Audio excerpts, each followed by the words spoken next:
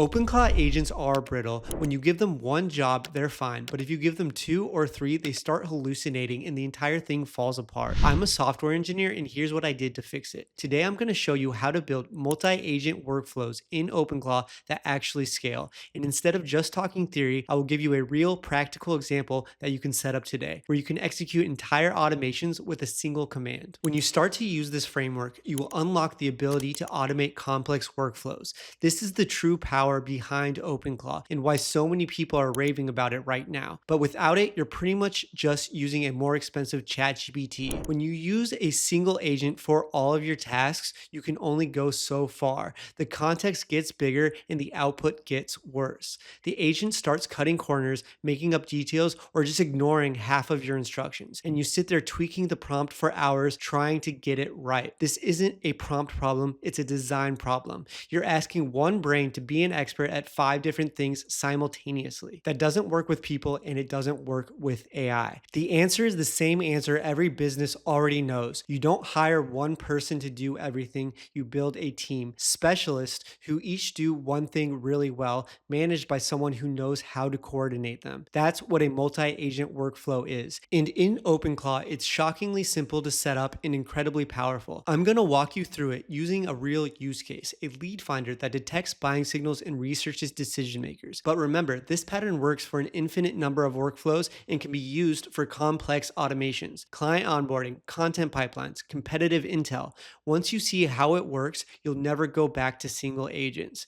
Here's how you actually solve this. You don't build one agent, you build a team and you give that team a manager. The first concept is the Orchestrator agent. This is your main OpenClaw agent. It doesn't do the work, it delegates. When you tell it to find leads, it doesn't find the leads itself, but it knows which specialists to call and in which order. Then for this example, we will have 2 subagents. Subagent 1 is the Signal Detector. Its only job is to scan for companies actively hiring for roles that match your product. If you sell product management software, you can tell it to look for companies posting PM roles. If you sell sales enablement tools, you can tell it to look for companies hiring sales operations. It just has one job and is laser focused. Subagent 2 is the Enrichment Agent. It takes the companies from the Signal Detector and digs deeper. It finds the company size, industry, recent news, and most importantly, who's the decision maker you actually need to reach out to. Think of it like a sales team. You have a researcher finding the opportunities, an analyst qualifying them, and a manager making sure they work together. Nobody's stepping on anyone's toes because everybody has one job. Now, here's the part that makes OpenClaw perfect for this, and it's way simpler than you might think. Most people hear multi-agent and think they need some complicated platform with drag and drop nodes and API connections everywhere. In OpenClaw, the entire setup is 3 markdown files and 1 command. Okay, let's get into the details. Here's your OpenClaw workspace. Everything lives inside .openclaw/workspace. Right now, you probably have your agent's markdown file in here. That's your main agent system prompt. We'll come back to that in a little bit. Step 1 is to create the projects folders. You can create a new folder called projects in your workspace folder. Then in your projects folder, create another folder called lead finder agent. In this lead finder agent folder, you can create an Orchestrator markdown file. This will be the system prompt for the Orchestrator. Also, inside the lead finder agent folder, create a subfolder called subagents. In this subagents folder, you will create a Signal Detector markdown file and an Enrichment Agent markdown file. These are the system prompts for our subagents. That's the whole architecture. Now we just need to write the system prompts. First, let's start with the subagents. We'll start with the Signal Detector markdown inside the subagents folder. This markdown file is the agent. It's the system prompt that defines what this agent does, how it thinks, and what it returns. So anything we want the agent to know, we need to put in this file. For example, I could say scan for companies posting job listings for specific roles that signal buying intent.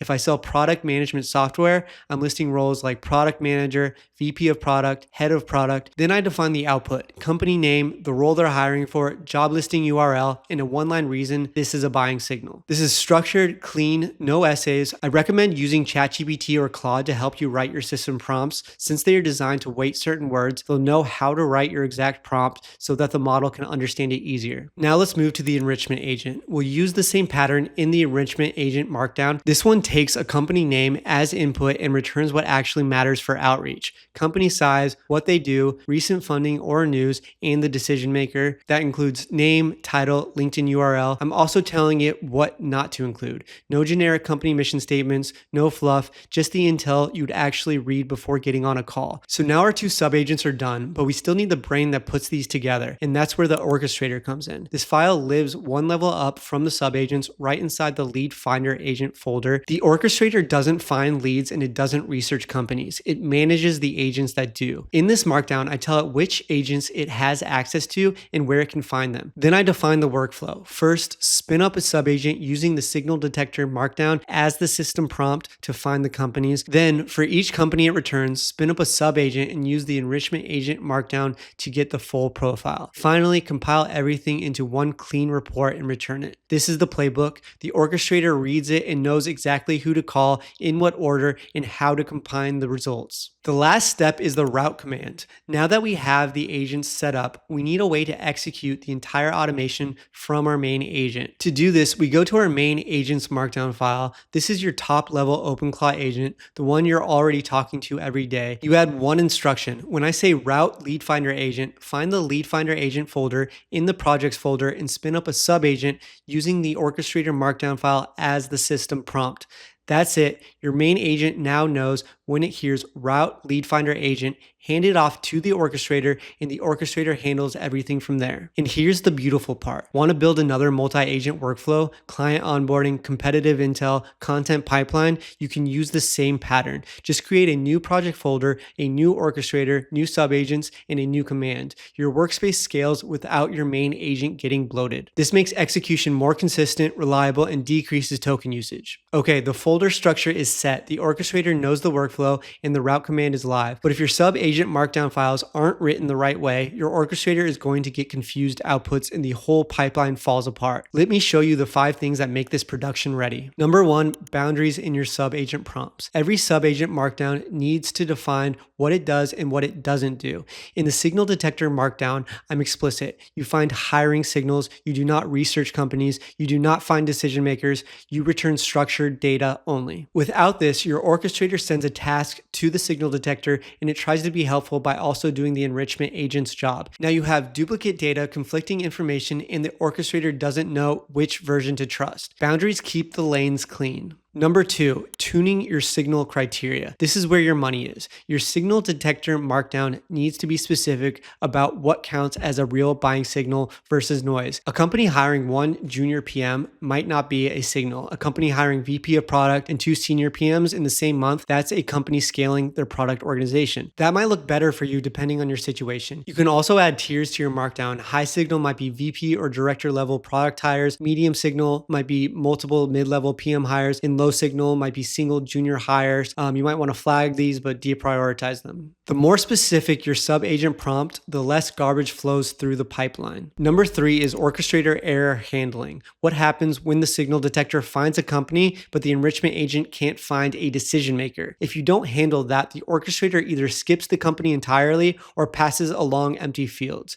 In your orchestrator markdown, add a rule. If the enrichment agent returns incomplete data, flag the company as needs manual review instead of dropping it. You might still want that lead, it just might need a human in the loop to verify. Number 4 is tool handling. Subagents need specific tools to handle their jobs the same as your main agent. For the signal detection subagent, you might want it to use an API that scrapes a job board. In that case, you need to explicitly tell it to use that tool in the markdown file. Every agent will have different tools and you can enhance and expand these tools as you optimize your agent. Number 5 is model routing. Certain agents need a model that can handle more complex tasks and others can use a lightweight model. By choosing the right model for the right task, you can ensure efficiency without wasting money. In your orchestrator agent, specify which model to use for which agent. If you want to do lightweight scraping, you might use a model like Haiku, where if you need to write marketing materials, maybe you'd want to use something like Sonnet. And that's it. Now you know more about creating multi-agent systems than 99% of people.